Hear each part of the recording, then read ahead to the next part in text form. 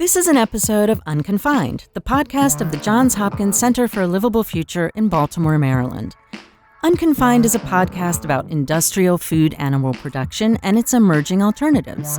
You can find us online at clf.jhsph.edu. Mike Milley is our sound engineer and produced our theme music. Your hosts are me, Christine Grillo, and Tom Philpott.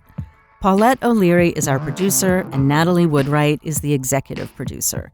The opinions expressed here are not necessarily those of Johns Hopkins University or of the Center for a Livable Future.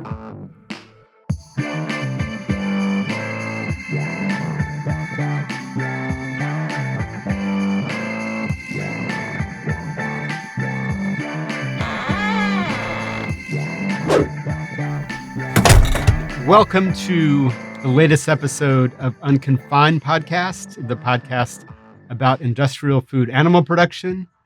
I'm your host, Tom Philpott, and we're very excited today to have our guest, Austin Frerick. He is the author of the book, Barron's Money, Power, and the Corruption of America's Food System, that dropped like a bomb last year in a good way. It didn't bomb. It caused a big explosion. It got lots and lots of attention. Austin appeared on lots of podcasts, got some really excellent reviews across media.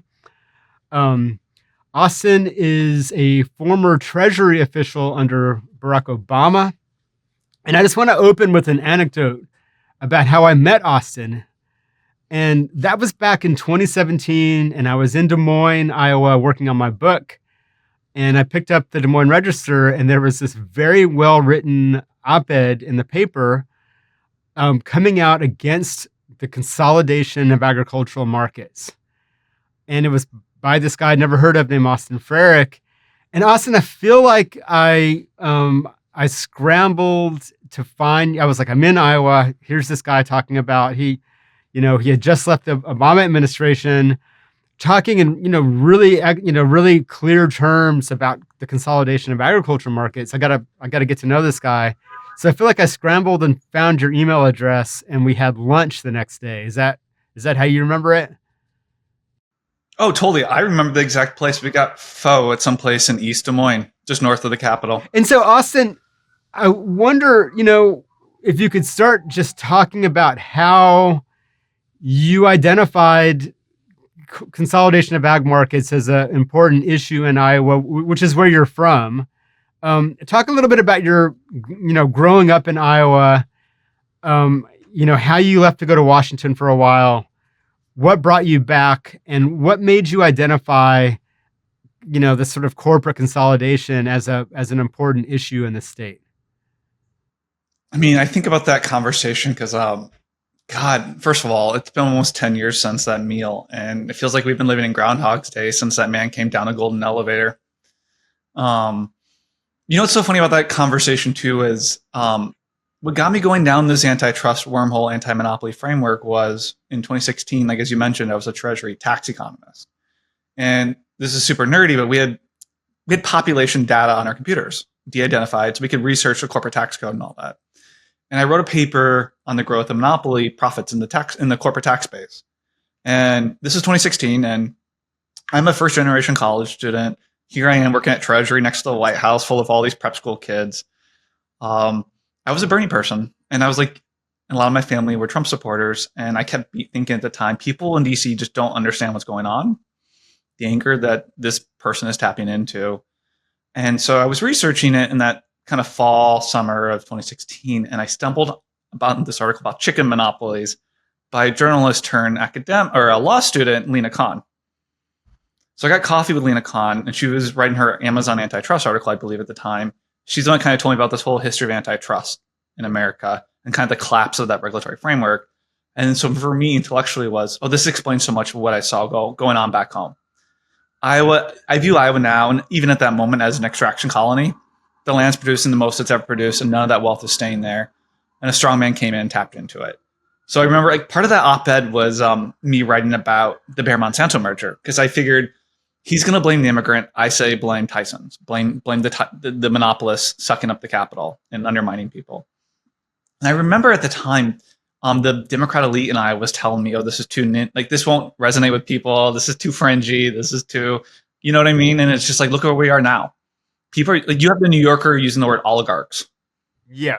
And just to go back for a second, Lena Khan is an extremely important figure. She wrote the article that Austin is talking about, I think in 2011, about the plight of independent chicken farmers in this world of hyper powerful meat companies like Tyson and Purdue that sort of stand on top of the market and dictate terms. And she would go on to write a bunch more important stuff. And then Biden, kind of under pressure from certain elements in the Democratic Party, Biden appointed her the head of the Federal Trade Commission. And so she over the 4 years of Biden ran a really kind of major anti-monopoly shop within FTC and was there long enough to really enrage not just the meat industry, but also the tech industry. She was really kind of taking on big tech, taking on the power of big tech, but also just sort of fighting this monopoly battle across many industries. And she became a target for big money donors for both Kamala Harris and Donald Trump. And there was no question. I think there was some question if Harris had won, who was going to win that internal battle? Was it sort of your Mark Cuban types, or was it people who are anti-monopoly?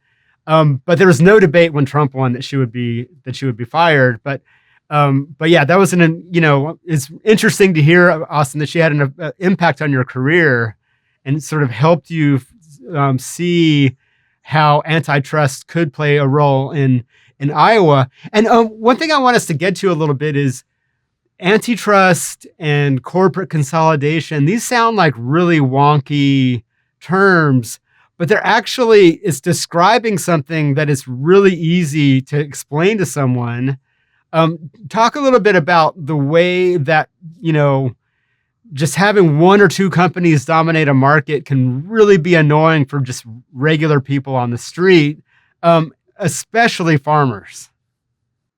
Yeah. Well, just to back up real quick, just add 2 points on the con for your listeners. Number one, what's so great about our article, and we saw it play out, was a big point of her article on chicken was Vilsack failing to do anything about consolidation in the meat industry. Fast forward, one could argue she's probably one of President Biden's most politically popular appointees, and then Vilsack is arguably one of his worst. And at the same time, too, keep in mind, even though Trump didn't reappoint her, her merger guidelines did stick. The Trump appointee did hold that, and she shifted the discourse. And I think people trying to reform these systems there's a lot to study with her. I mean, to your point about Mark Cuban and powers that be not wanting her appointed, it was pretty clear, to be blunt, that she was running a political campaign to force President or Vice President Harris to reappoint her because she was so politically popular, going on 60 Minutes, doing all this press. And I feel like a lot of reformers kind of like forget that part of this is like you gotta play ball. You're going up against really powerful interest, and there's a lot to learn from her success of shifting the discourse, shifting the norm, because she's a celebrity, and like I really do think she's a living historical figure that we're just seeing the start of her story. And she's like 40, right? Yeah, no, not even 40. We're like the same age. She's like 35. Right. And like, I would not be shocked in my lifetime if she is named a Supreme Court justice, like another, like a modern day Louis Brandeis. But to your question about antitrust, anti-monopoly, I mean, fun fact, the first anti-monopoly laws in the world come out of Iowa. It was farmers mad about their being gouged at the grain elevators. And so Iowa farmers did it. The state legislative body did it. A few states copied it. Then eventually DC did a version of it at the federal level. What's fun here, like I try to avoid the word antitrust because that's such a legal language, but people just inherently feel like things aren't fair. They're being gouged. And the first slide I always show when I start talking about my book is what people spend at the grocery store. Because Big Ag justifies this whole destructive model because it says it makes cheap food. And this is just a good example of just sometimes you just got to pull the data and you just realize they're just wrong. Like per capita expenditure, we spend more money in food than like the UK, Spain, Mexico, Canada, Japan, Greece, France, Germany, Sweden, Australia, Italy. I have the numbers right in front of me. But I love doing that because you're hitting them at their core, because that's how they justify everything is on price. And here's the thing, we shouldn't be shocked. Concentrated markets gouge. That's what they do. And I do think the food space in America is the most concentrated space. And that's partly my anger with Vilsack, is this fixing these markets, especially meat, is truly one of the most bipartisan things right now, because the farmers see it. People, when you go to the store, they see it. It makes a bad tasting product. Yeah. And I think people can sense that, what you're getting from these big corporations is either overpriced or shoddy or both oftentimes. And there's got to be a better way to do things. And yet we let the status quo just go by. So probably in your book, your book is very cleverly put together. You've chosen, what is it? Is it 4 or 5 barons that you? 7. Oh, so it's 7 barons. So you've sort of like divided the food system up into 7 fiefdoms and chosen a baron over each one of them. And I think it's fair to say the core chapter of the book is your chapter on these Iowa hog barons. The article came out, this chapter came out of an article you did with our mutual friend Charlie Mitchell in Vox. I wonder if you could talk a little bit about this chapter, this couple, the Hansons, and who they are and what sort of impact they've had in Iowa. Yeah, I mean, before I dive into that, 2 things I really learned doing this whole thing is, number one is viewing writing like a crock pot. I mean, I worked on this book 5 years, and sometimes you just really got to simmer in things to really kind of get the story, figure out the narratives here. And also the beauty of collaboration. I'm not a journalist and I don't present myself as a journalist, but Charlie, our mutual friend Charlie, is a journalist. I come at it from an academic mindset where I want to understand how one man amassed that much power. Because in order to me to fix these markets, you have to understand that, because you quickly realize a lot of it is just corners are being cut, regulations being ignored or, captured, what have you. So just like working together and working with someone like Charlie really helped me learn narrative. Because in college we're taught thesis, evidence, but we're emotional creatures. We need story. It's that's what it took me forever to do with my book, is how do I tell you structural stories, and I'm hiding it in a robber baron narrative device. But the hog chapter, I mean, that, you're right, that's the OG. That's the one that started this whole thing, because it was just a simple stat I heard in the 2018 governor's race in Iowa, kind of shortly after we met up, where the largest donor in Iowa, political donor, not only is a hog farmer, but they had a home by Jordan Creek Mall, which is a fancy mall in Iowa, and then they had a home down in Naples, Florida. But it was a detail that they had a private jet that they flew back and forth between, with allegedly the words "when pigs fly." First of all, that's good copy, but also what a powerful symbol of what happened to Iowa in my lifetime. And just telling that, because we also, so much of this, there's a narrative kind of unsaid that, well, this was just technology, this was just progress, this was just efficiency. And I mean, I'm forever indebted, that story indebted to the Des Moines Register used to have a phenomenal agricultural section. And just going through the archives, you just realize, this is a story of regulatory capture, this race to the bottom. But also, God, I blame chicken fingers. I mean, this whole thing started with the chicken industry. I mean, when we wrote these regulations a century ago, chicken wasn't included because there weren't commercial chicken slaughterhouses. And so USDA could have stepped in and made chicken behave like the other meats and get rid of that exploitative sharecropping production model. But instead, you see everything kind of chickenized, and you saw that happen with the pork industry. And you just realized we didn't have to go down these roads. So let's just say for the viewers really quick, what makes the chicken industry different? What is the secret sauce on the chicken nugget, so to speak? They shift so if you're a chicken farmer, you're given the bird, you never own it. You babysit it. You take on a ton of debt to build the metal sheds to the company's specification. You use their feed. You grow it out. You're paid in a tournament system, which is just basically pit farmers against each other. Whoever adds the most gets paid the most. Whoever adds the least gets paid the least. If you're being lippy to me, Tom, I give you the run of the litter. You add the least. You barely make anything. You have all this debt. You go broke. Chicken company then slaughters it. It's like vertical integration where they essentially do everything except they contract out the growing of the animal, the riskiest part of the supply chain. like 7. I mean, it's an old stat from Pew, but it's like 70% of chicken farmers now live in poverty. And, I mean, that makes a really cheap protein if you're shifting everything else on everyone else and you're exploiting people. And you just kind of see that replicate in the chicken farming. I can't say this enough. It comes out of sharecropping. I mean, there's a sociologist down in Texas who calls it the Southern model, this production model. Yes, basically you own nothing and you go into debt and someone else makes some profit. And so we start to see that in hogs. And if you look at the state of Iowa and sort of hogs on farms in Iowa 50 years ago, basically every farm has hogs. It's just something that you let some of the grain that you're growing walk off the farm, and you get a good price for it, and it's this widely distributed thing, mostly hogs on pasture. What happens with the sort of rise of the chicken model in hog farming? I mean, it comes literally out of a corrupt state senator in North Carolina. I mean, he wrote the regulations that he then exploited to allow this massive industrial hog production model. And to me, it's the best example of actual structural racism in the food system because he did in the poor black areas. Like, at least in Iowa, because these hogs defecate 3 times more than us. They do a massive amount of manure. In Iowa, they inject it into the soil. But in eastern North Carolina, because of the water table levels, they have to spray it into the air. So you just see all these stories of poor black churches having to repaint their steeples every 2 years because they turn brown. And this chapter 2 reminded me in weird ways of Robert Carroll's book, The Power Broker. And kind of for people out there, the success Robert Moses had in running New York was he also bought off the professional class in New York. And you see a similar story play out in Iowa where the Des Moines elite saw North Carolina having a surging number of hogs being produced in this exploited production model. And so the Iowa elite essentially got together, commissioned a study, being like, how do we maintain our number 1 hog status? Because we want to butcher as many hogs as possible, sell as much corn seed as possible. And the report straight up said, let's forgo the family farm. And so so here's the thing too. You also saw at this time a true rural rebellion in Iowa because this model destroys your home value.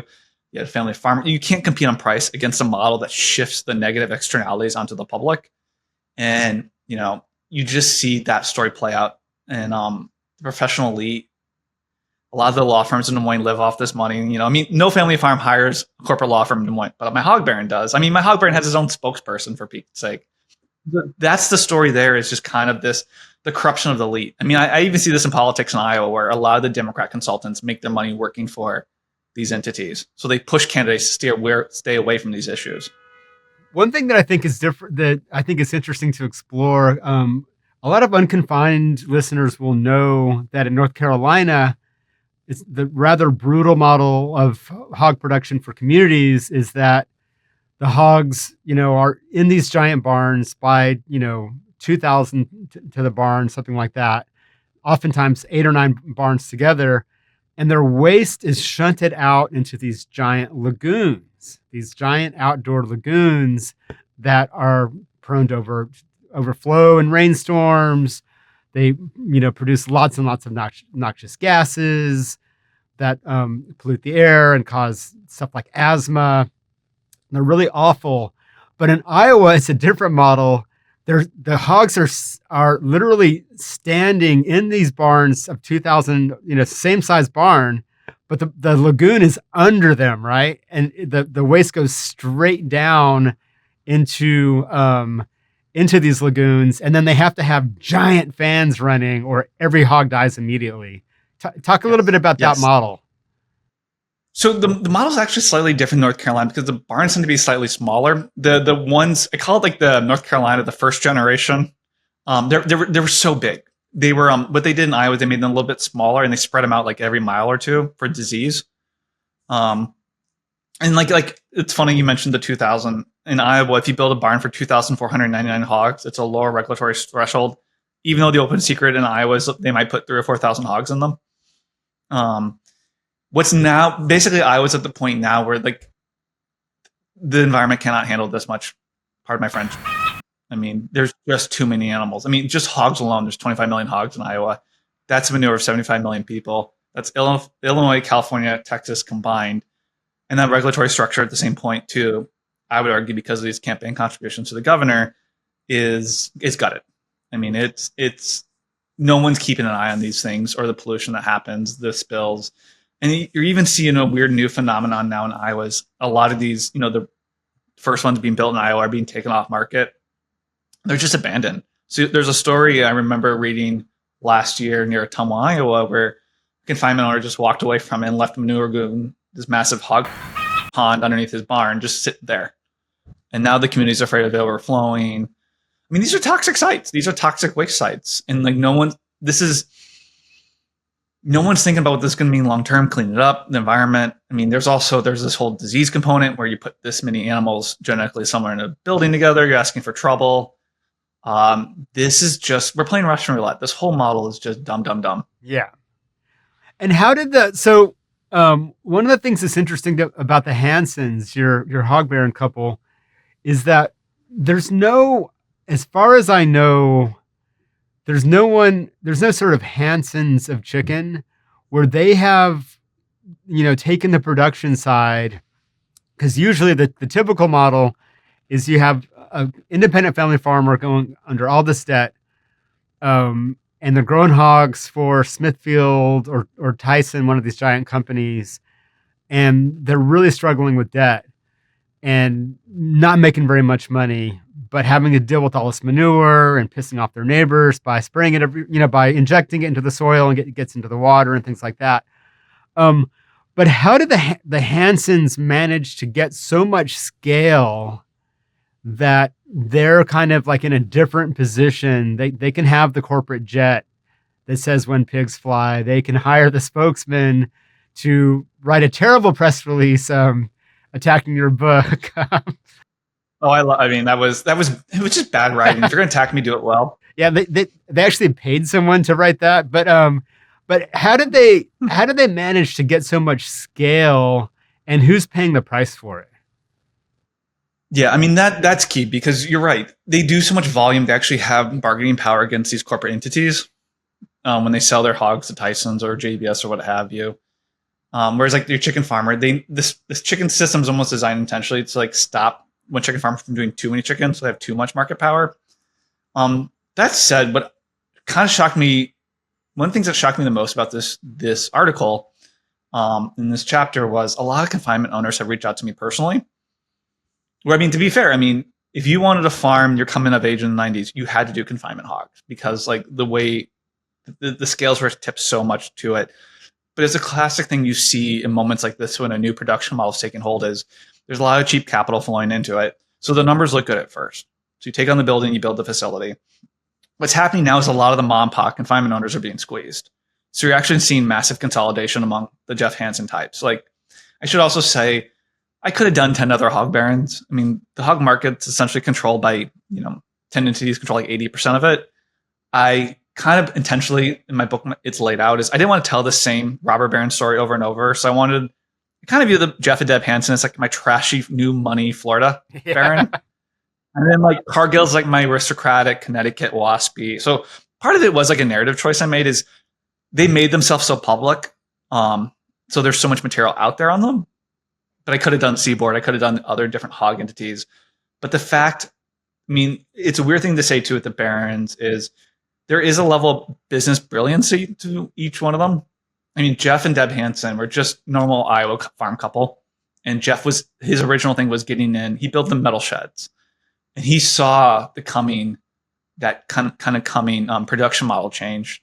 And the day he's like, one of the biggest inputs for hogs is corn for feed. And I was the center of corn. So he knew like, well, transportation costs are going to be, next to nothing if I do it in Iowa. So he went whole hog, pardon the pun, in Iowa because of that. And, part of it, his campaign contribution in 2018 was he kind of had an existential crisis because you had an independently insurance executive running in the governor's race in Iowa who really cared about the water crisis in Iowa.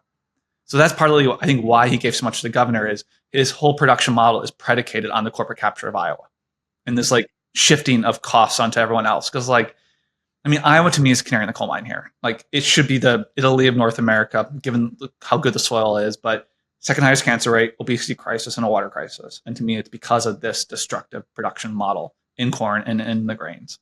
Really, just focus for a second on how your statement that Iowa should be the Italy of America.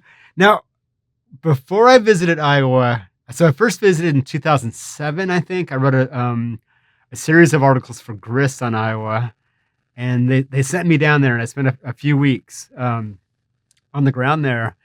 And if you had given me that line before I got there, I would have laughed because, you just sort of see in your mind just corn and soybeans and hog barns.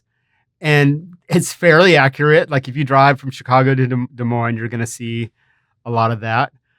But what I learned in 2007, and I wrote about it at the time, if you go to a small diversified farm in Iowa, and I went to one in the western part of the state outside of Sioux City, it was like this wonderland. It was the Wizard of Oz farm in Kansas, but in Technicolor, even more Technicolor.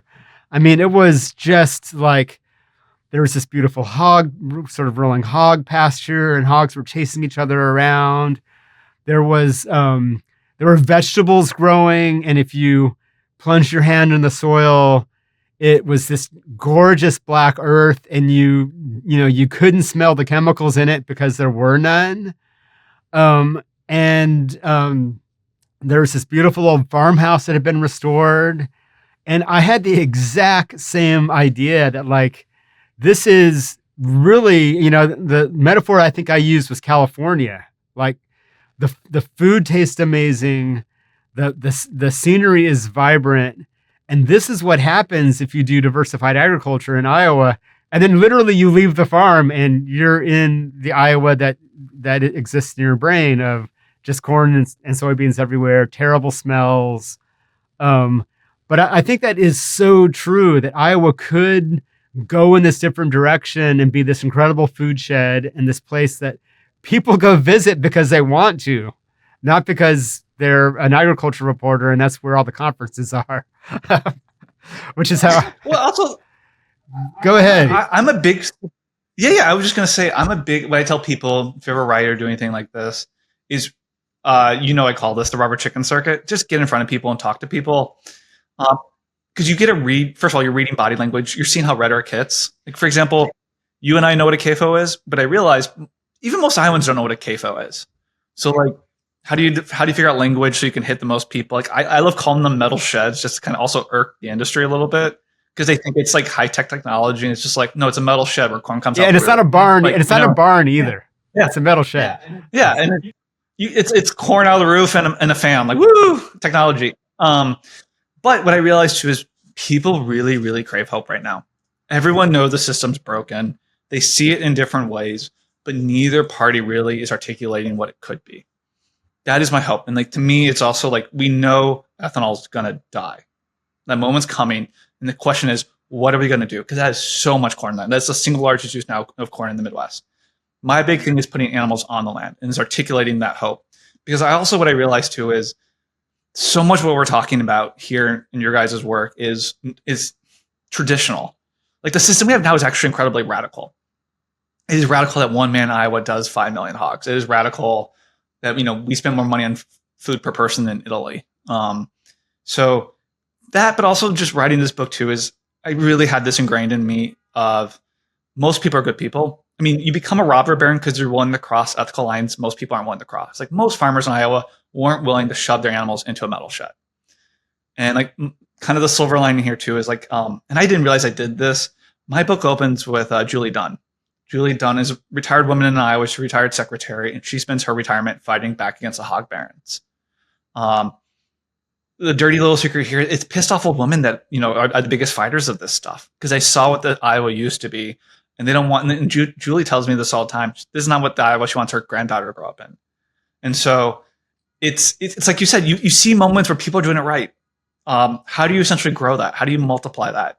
Because this system's it's going to break. I mean, it's so obvious. I mean, I think what we're seeing with the bird flu now is just the start of it's going to become normal. I mean, it's just, and at some point you got to have a vision. And that's what I tell people is there's going to be, when that ethanol moment comes, what do you want these systems to be? Because I think most grain production will be robotics in the future, and that's not a bad thing.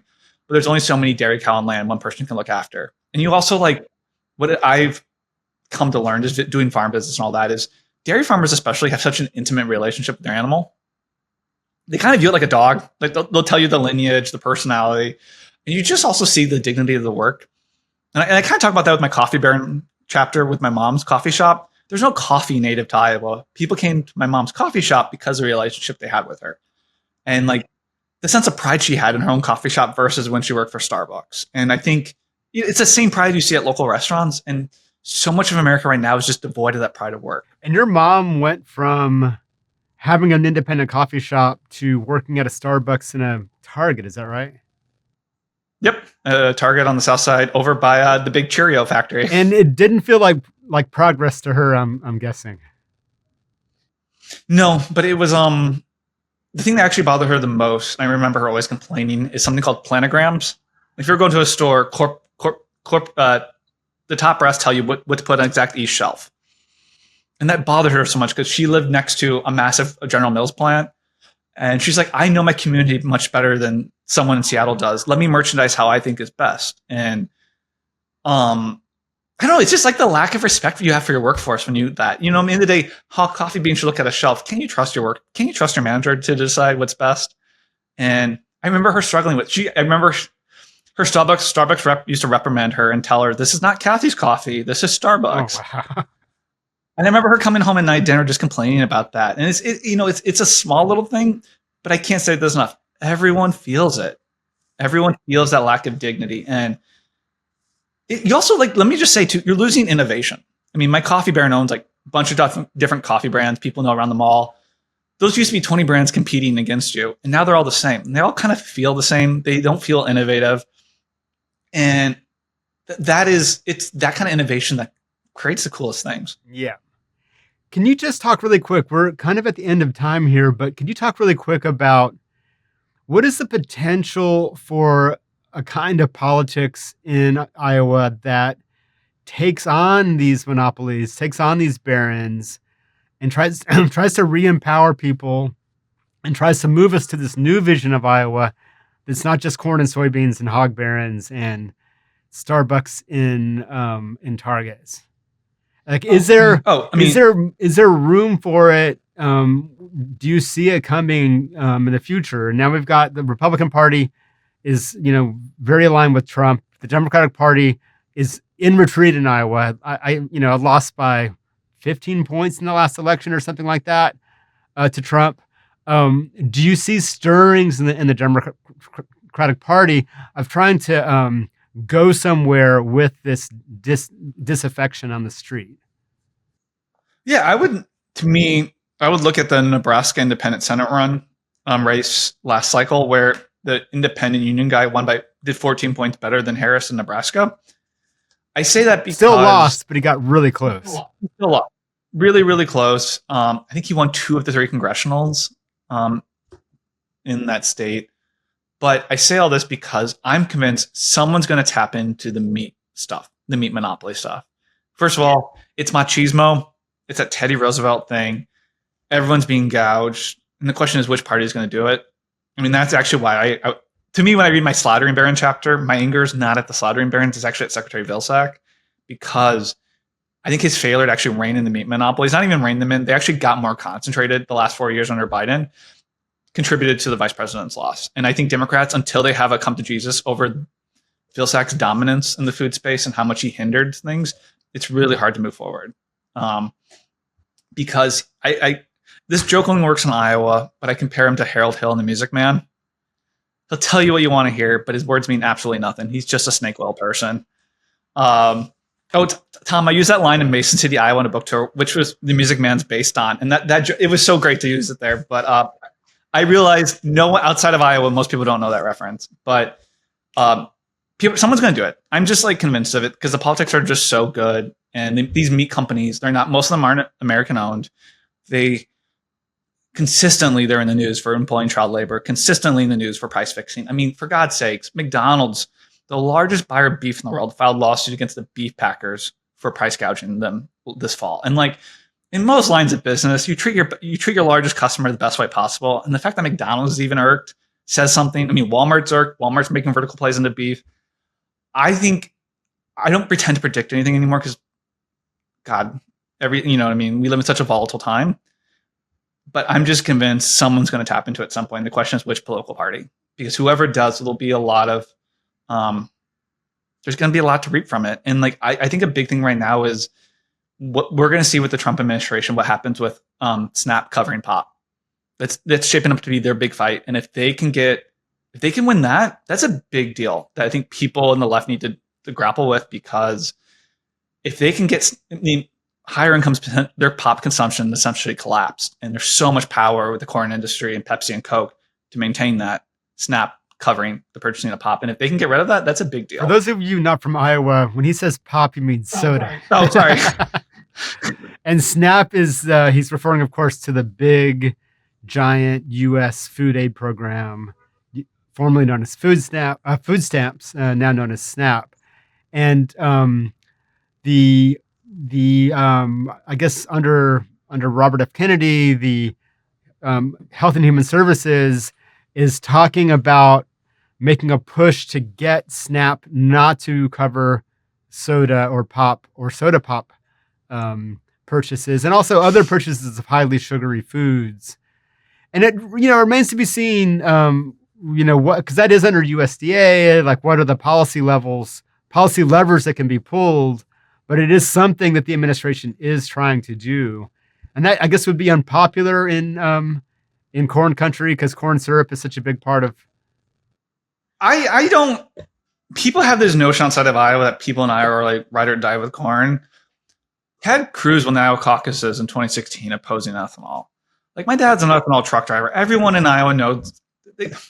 Very rarely do you find someone that's like, besides Vilsack, saying how great ethanol is. Everyone knows it's kind of a farce. I think if people just kind of know it is what it is, and like, if anything more, most people, keep in mind, the largest industry in Iowa is actually insurance. It's not agriculture. Des Moines is an insurance town. Most people in Iowa, what they care about is the grocery store prices. And like, the fact about ethanol is ethanol contributes to higher grocery store prices. I don't care what an economist at Iowa State tells me. When you take the best farmland in America and you're not growing food, you're wasting your car, you're making grocery store prices higher. And that's what people in Iowa care about, to be blunt, is just what are they paying at the grocery store? And the National Democratic Party has to figure that out. You don't have to go to Iowa and genuflect corn, as politicians have been doing forever, with the exception of Bernie Sanders and Elizabeth Warren in the 2020 election. And they came out on top of they came out 2 and 3 in the caucuses that year. Important to note, you don't have to do that. Ted Cruz, did he win Iowa in 2016? I can't remember. Yeah, he won Iowa and it's explicitly anti-ethanol platform. And also, I had a fight an editor on this, but like Pat Buchanan, so he got second place in Iowa caucuses in 92, and a lot of people credit his opposition to confinements, industrial animal agriculture, for that. The politics on this, they're not red and blue. I want people to really understand this. And this is also, even in the Democrat Party, it's not a left or center thing. It's really about like incompetency and actually being a public servant. Is the stuff in here is there's a way to bring in people that aren't traditionally in this coalition. But the thing to keep in mind with rural America is they've heard people on both sides of the aisle promise them to do something about the concentration for decades now. They do not believe you.